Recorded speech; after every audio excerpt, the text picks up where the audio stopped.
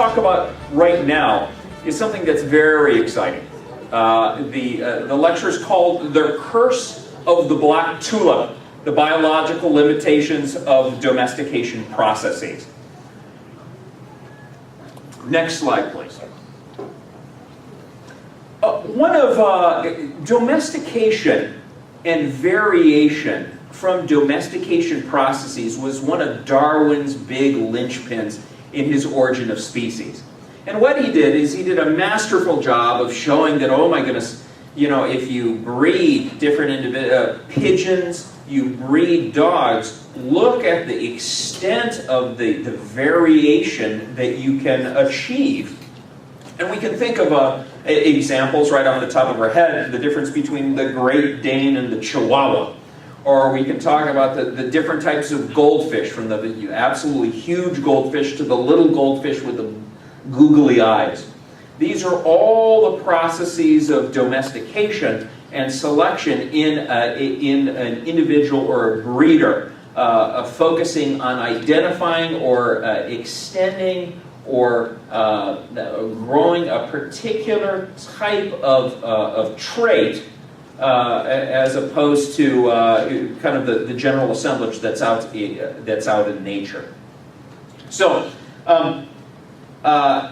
so when he focused on the domestication, he talked about it as, he said, well, look at the variation. If a breeder can have such disparities of breeds between the Chihuahua and the Great Dane or the different types of pigeons, just think of what could happen after millions and millions of years. I mean, you could have, you know, small, little, tiny shrew-like individuals become, you know, the mammals of today. But now here's the problems. There was problems for domestication in the arguments for natural selection and evolution. Next slide, please. Remember, domestication is directed.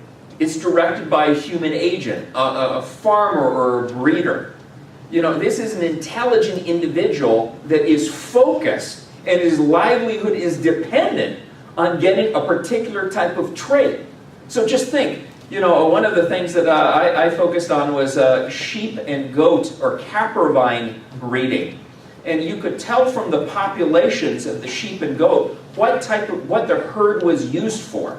You know, if you had a lot of if you had a lot of old sheep and goat, obviously the focus was on the production of hair, because you didn't care about the milk or the meat.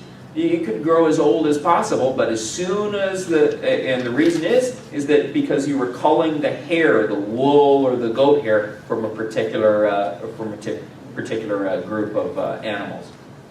Now, on the flip side, if you were focused on like a sacrificial economy or a meat economy, it would be almost 6 months to 1 year of age. You would have all the bones from these animals, 6 months to 1 year, because those were the prime meat capacity years. That's where the meat was the most tender. So not only is domestication directed, natural selection on the flip side is not. It's a random process. So to say that, oh, domestication causes all these variations, well, domestication is also caused by a human agent intelligently selecting a particular trait. But at the same time, domestication, this is what we're going to talk about with lots of slides and show, domestication processes exhibit biological limitations. Next slide, please. And we're going to do a little fun case study. And the case study is the black tulip. Now, I don't know if many of you have heard of this. For the kids, this is going to be exciting. In Holland, in the 1630s, tulip mania took over.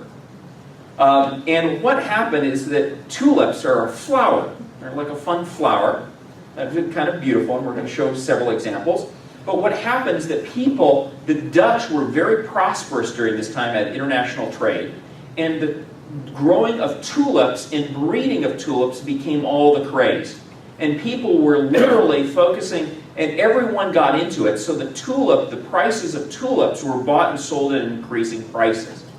So finally something happened, is that they were at the biggest tulips were happening, is that the most expensive tulips were sometimes going for mortgages are basically 5 years worth of an average person's annual salary.